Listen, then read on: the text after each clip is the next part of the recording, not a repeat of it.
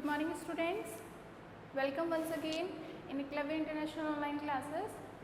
In the previous video lecture I have given you a table of functional group to memorize it.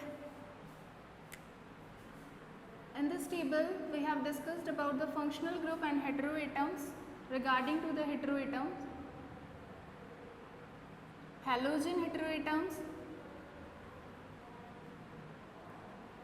chlorine and bromine. Two halogens are given in your syllabus as a halo group and pronounced as a chloro and bromo. Second one was oxygen heteroatom. Regarding to the oxygen, we have taken some groups: alcohol group, ketone group,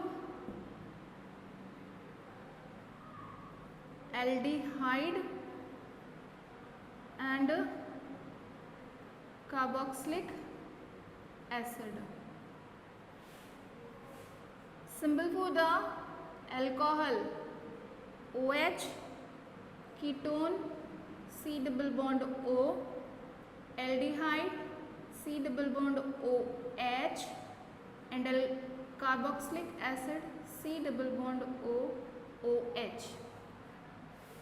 previous lecture में मैंने आपको बताया था कि सिर्फ एक single ये वाला फंक्शनल ग्रुप जो होता है कीटोन वाला, वो स्पेसिफाई है कि वो हमेशा मिड में ही आएगा और क्वेश्चन भी बनते हैं कि टेल द सिंबल, ये tell the name of the functional group which will exist as mid of the carbon chain, यानी मिड में ही पाया जाएगा। चाहे एक कार्बन ही कॉर्नर पे छूटे, लेकिन छूटेगा ज़रूर। लेकिन इन बाकी फंक्शनल ग्रुप के लिए कहा था कि ये दोनों तो कॉर्नर पे ही आते हैं और अल्कोहल मिड में भी आ जाता है और कॉर्नर पे भी एग्जिस्ट कर सकता है। तो ये दो फंक्शनल ग्रुप हैं जो कि हमेशा कॉर्नर पर एग्जिस्ट करते हैं और ये वाला फंक्शनल ग्रुप है जो हमेशा मिड में ही एग्जिस्ट करता है। तो up to here we have done in the last video lecture. आज जो अपन करने वाले हैं वो आपके चैप्टर का लास्ट टॉपिक है इस सिलेबस के अकॉर्डिंग, न्यू सिलेबस के अकॉर्डिंग, क्योंकि न्यू सिलेबस में अप टू होमोलोगस सीरीज़ ही आपको दिया हुआ है, उसके बाद का नॉमेनक्लेचर पूरा कट कर दिया गया है। तो according to the new syllabus, according to the guided syllabus, this is the last topic of this chapter, that is homologous series. तो आज अपन डिस्कस करेंगे होमोलोगस सीरीज को।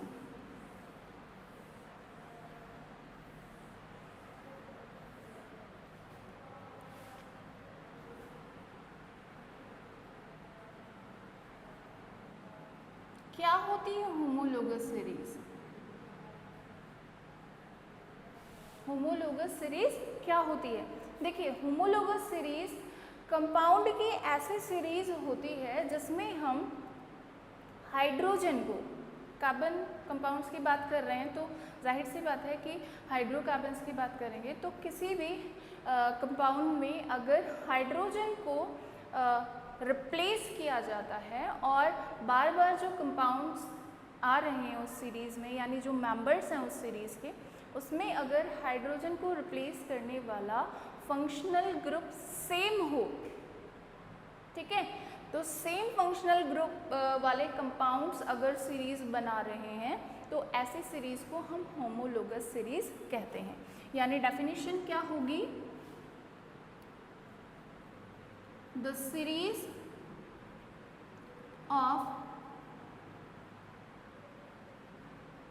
compounds in which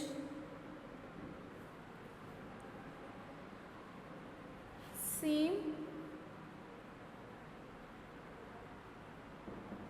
functional group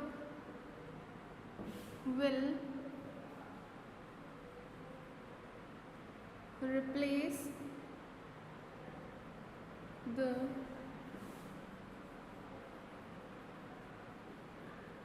hydrogen atom. अगर same functional group से hydrogen atom को replace किया गया है तो ऐसी सीरीज को, कंपाउंड्स की ऐसी सीरीज को हम क्या कहेंगे? होमोलोगस सीरीज कहेंगे। जैसे कि अपन एग्जांपल लें, किसी भी सीरीज का ले सकते हैं, एल्केन सीरीज ले सकते हैं, एल्कीन सीरीज ले सकते हैं, एल्काइन सीरीज ले सकते हैं, सारी की सारी होमोलोगस सीरीज है। एल्केन सीरीज के मेंबर्स जो होते हैं उनमें हर एक मेंबर के बीच का जो डिफरेंस होता है वो एक फंक्शनल ग्रुप के थ्रू हाइड्रोजन को रिप्लेस करता है। कैसे रिप्लेस करता है वो देखते हैं। एल्केन सीरीज़ की अगर अपन बात करते हैं सबसे पहले, तो देखिए दो मेंबर्स के बीच किस चीज़ का गैप आ रहा है, यानी क्वेश्चन अराइज हो सकता है कि why we are calling the alkane series as a homologous series, why we are calling as a alkane series as a homologous series. तो उसके लिए आपको क्या करना पड़ेगा, पहले एक्सप्लेन करना पड़ेगा कि जो मेंबर्स होते हैं एल्केन सीरीज़ के या फिर एल्केन सीरीज़ के या फिर एल्काइन सीरीज़ के, उनके बीच का जो गैप होता है वो एक सेम फंक्शनल ग्रुप, एक सेम एटॉमिक मास के डिफरेंस को शो करता है।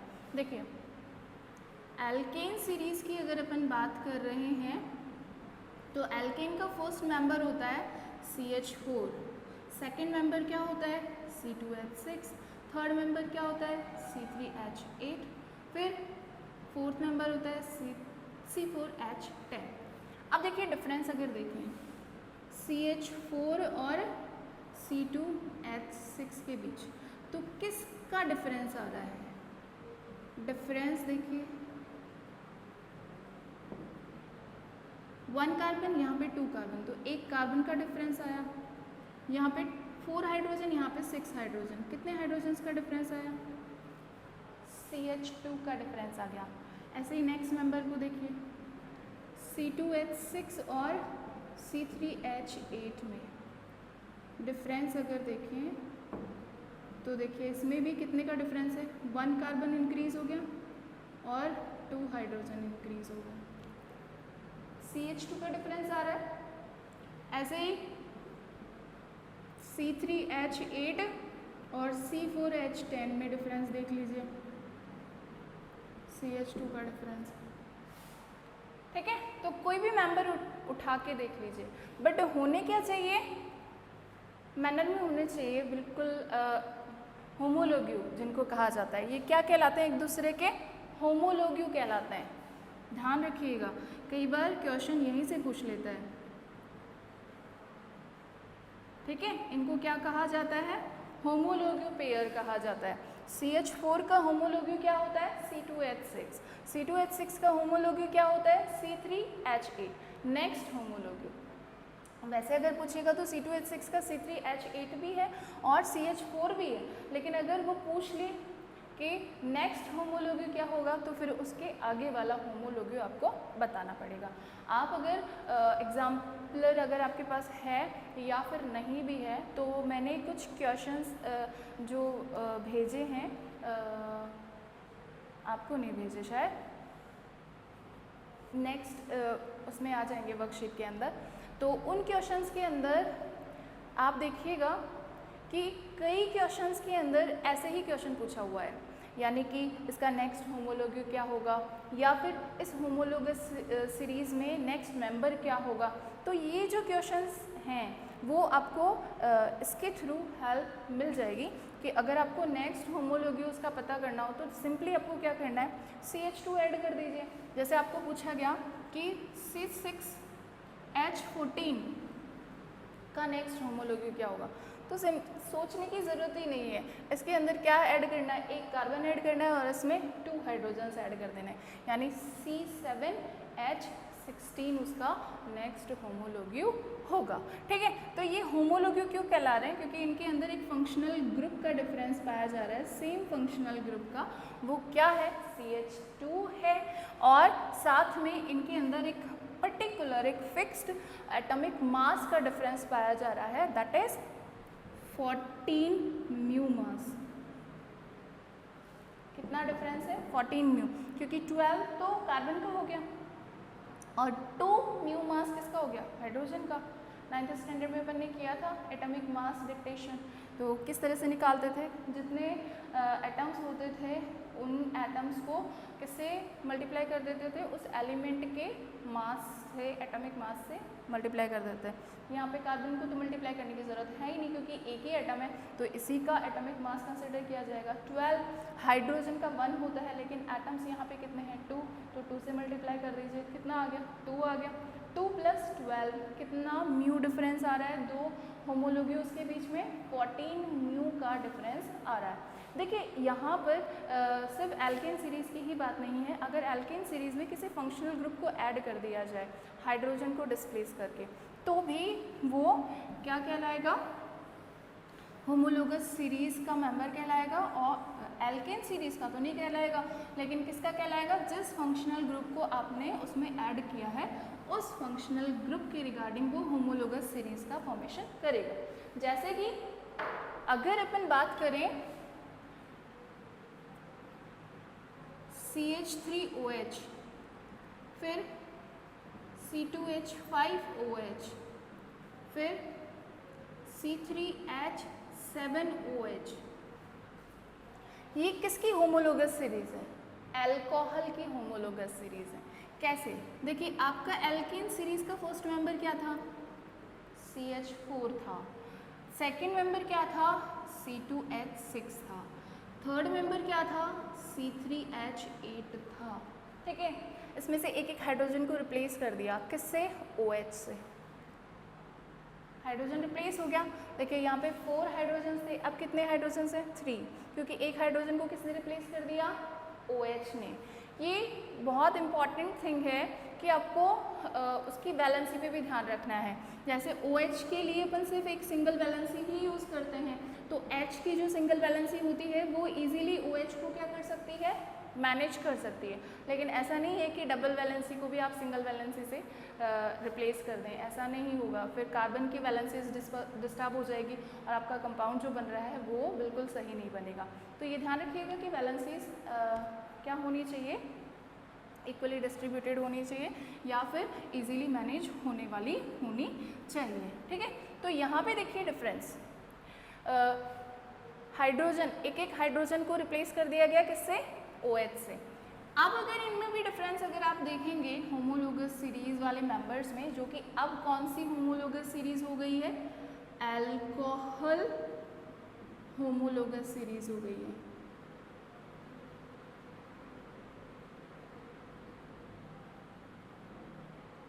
ठीक है, इन होमोलोगस सीरीज के अंदर पहले अपन डिफरेंस देखते हैं कार्बन और हाइड्रोजन के एटम्स का। देखिए पहला मेंबर क्या है, C3OH, सेकंड मेंबर क्या है, C2H5OH। दोनों में डिफरेंस देखो, C2 है नेक्स्ट वाले में, तो एक कार्बन का डिफरेंस आ गया, यहाँ पे 1 कार्बन, यहाँ पे 2 कार्बन।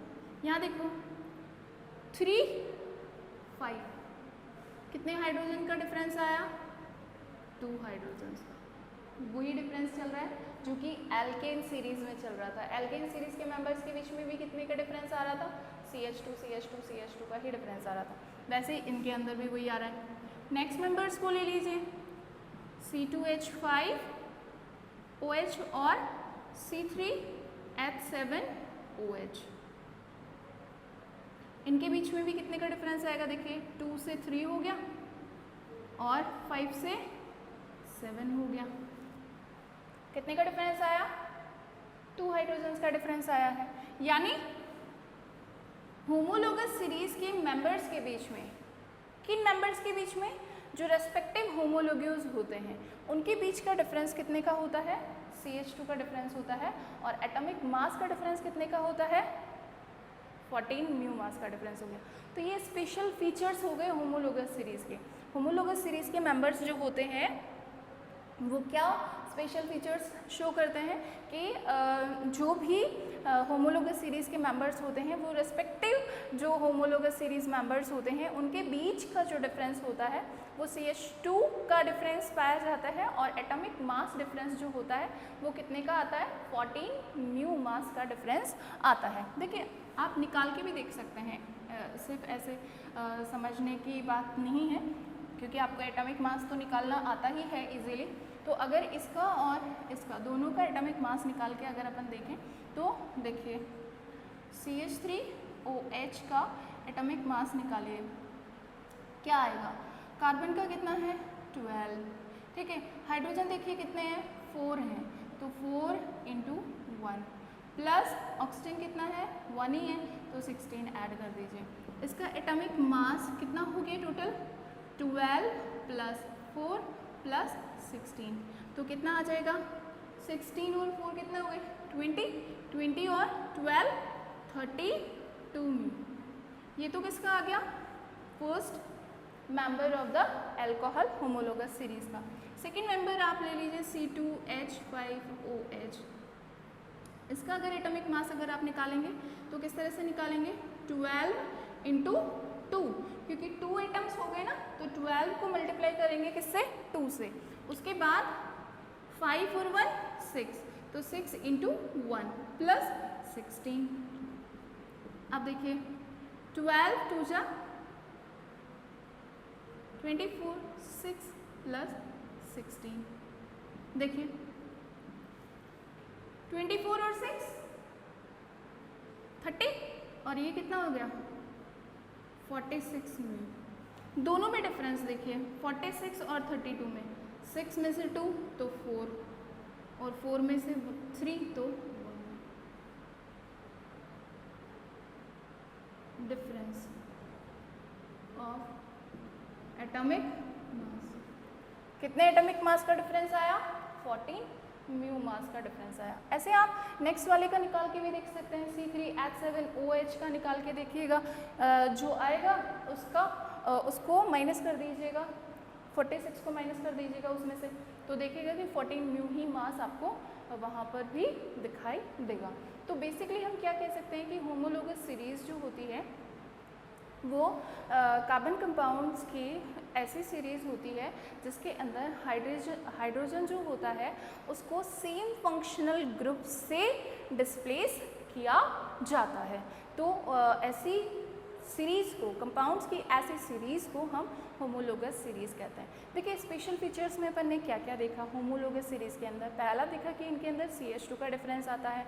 दूसरा अपन ने देखा कि 14 म्यू मास का डिफरेंस पाया जाता है बिटवीन द 2 होमोलोग्यूज, ठीक है। उसके अलावा भी मोस्ट इम्पॉर्टेंट जो डिफरेंस होता है वो ये होता है इनके अंदर कि होमोलोगस सीरीज़ के जो मेंबर्स होते हैं उनके अंदर बॉइलिंग पॉइंट और मेल्टिंग पॉइंट जो होते हैं इनके, वो तो क्या होते जाते हैं इंक्रीज होते जाते हैं।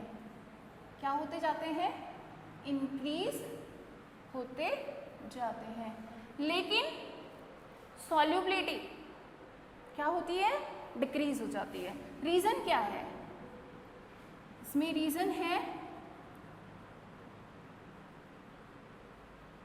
Homologous series members shows similarity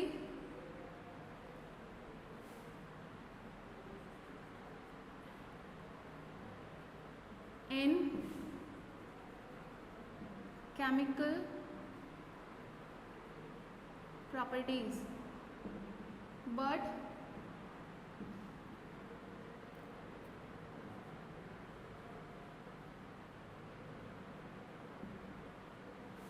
varying in physical properties, differ, varying छोड़िए but will be differ होंगे in physical properties। Chemical properties same होगी लेकिन फिजिकल प्रॉपर्टीज क्या हो जाएंगी बिल्कुल डिफर हो जाएगी। तो ध्यान रखिएगा स्पेशल थिंग क्या होगी melting point and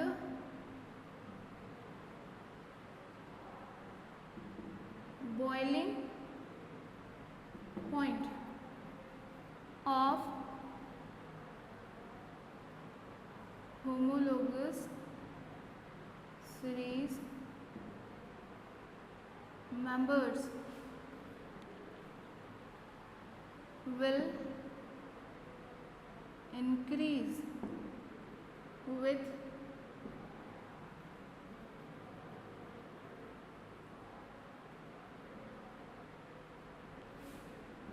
increasing of atomic mass. जैसे जैसे एटॉमिक मास बढ़ता जाएगा, जैसे जैसे मेंबर्स आगे की तरफ चेन जो है वो लंबी होती जाएगी, वैसे वैसे इनके बॉइलिंग पॉइंट और मेल्टिंग पॉइंट इंक्रीज होते जाएंगे, बट सॉल्युबिलिटी विल डिक्रीज। क्या हो जाएगी? कम हो जाएगी। रीज़न देखिए, सिंपल एग्जांपल देखते हैं डे टू डे लाइफ का, घर का सा। जैसे कि घर का सा मतलब कि अपन इजीली कंसीडर कर सकें, जैसे कि अपने को 1 गिलास दूध बॉईल करना है, ठीक है, और एक 1 kg 1 लीटर, ठीक है, तो उसके लिए आपको किस में ज़्यादा टाइम लगेगा? ऑब्वियसली 1 लीटर के अंदर ज़्यादा टाइम लगेगा, 1 गिलास बहुत जल्दी से बॉयल हो जाएगा। तो वही तो रीज़न है, मास जैसे ही बढ़ेगा, चेन जैसे ही लंबी होती जाएगी, बॉइलिंग पॉइंट और मेल्टिंग पॉइंट इंक्रीज होते जाएंगे क्योंकि ज़्यादा हीट की ज़रूरत पड़ेगी, ठीक है। लेकिन सॉल्युबिलिटी की अगर बात करें, सॉल्युबिलिटी कम अमाउंट में होता है तो जल्दी घुल जाता है, ज़्यादा अमाउंट में होता है तो धीरे घुलता है। तो जाहिर सी बात है सॉल्युबिलिटी क्या हो जाएगी? डिक्रीज हो जाएगी, क्योंकि ये छोटे होंगे इजीली डिज़ोल्व हो जाएंगे, ये बड़े होते जाएंगे तो डिज़ोल्व होने में प्रॉब्लम आएगी। बेसिकली आप 9th स्टैंडर्ड में भी इस चीज़ को कंसिडर करके आए हो कि सॉल्युबिलिटी किस पे डिपेंड करती है? सॉल्वेंट के बीच के जो एटम्स के बीच का स्पेस होता है उस पर भी डिपेंड करती है। अगर स्पेस जो है वो एप्रोप्रिएट है, या यूँ कह दें कि जो आपने सॉल्यूट लिया है उसके अकॉर्डिंग है तो वो इजीली डिज़ोल्व हो जाता है। अगर स्पेस छोटा है और आपने सॉल्यूट जो लिया है घोलने के लिए सॉल्वेंट के अंदर, उसका साइज़ अगर ज़्यादा बड़ा है तो वो घुल नहीं पाएगा क्योंकि उन स्पेस के अंदर वो फिट नहीं हो पाएगा। तो वो भी इन्हीं के जैसा ही हुआ एक एग्जांपल, क्योंकि जैसे जैसे इनकी साइज़ बढ़ती जाएगी, इनका जो साइज़ है वो जब बड़ा होता जाएगा तो उस स्पेस के लिए ये अप्रोप्रिएट नहीं रह जाएंगे कि वो इजीली डिज़ोल्व हो सके, क्योंकि जितना ज़्यादा बड़ा होगा उतना ही घुलने में ज़्यादा टाइम लेगा। तो सॉल्युबिलिटी क्या हो जाएगी? डिक्रीज़ हो जाएगी। बॉइलिंग पॉइंट और मेल्टिंग पॉइंट क्या हो जाएंगे? इंक्रीज़ हो जाएंगे। तो आज जो अपन ने करा वो है होमोलोगस सीरीज़। ऐसी होमोलोगस सीरीज़ जो कि सेम फंक्शनल ग्रुप को इंटीमेट करेगी।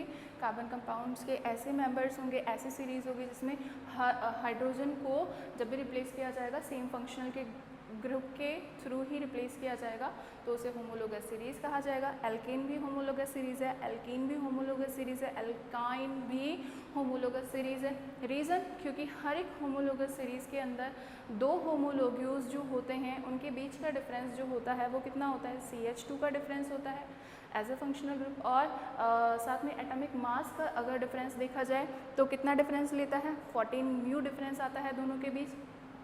नेक्स्ट जो मोस्ट इंपॉर्टेंट थिंग है होमोलोगस सीरीज़ के अंदर कि उनकी जो केमिकल प्रॉपर्टीज़ होती हैं होमोलोग्यूज की वो सारी की सारी सिमिलर होती है, लेकिन जो फिजिकल प्रॉपर्टीज़ होती है वो चेंज हो जाती है जैसे जैसे उनका साइज़ बढ़ता जाता है, जैसे जैसे उनका एटॉमिक मास बढ़ता जाता है। तो कौन सी केमिकल प्रॉपर्टीज़ है जो कि सिमिलर रहती है या इंक्रीज़ होती है, या फिर कौन सी ऐसी है जो कि डिफ़र हो जाती है?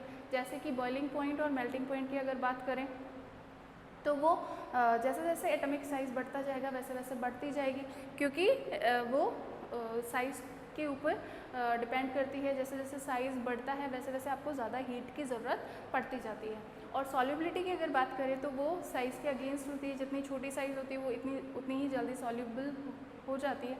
तो जाहिर सी बात है कि सॉल्युबिलिटी क्या हो जाएगी? जैसे जैसे एटॉमिक साइज़ बढ़ेगा वैसे वैसे सॉल्युबिलिटी डिक्रीज़ होती चली जाएगी।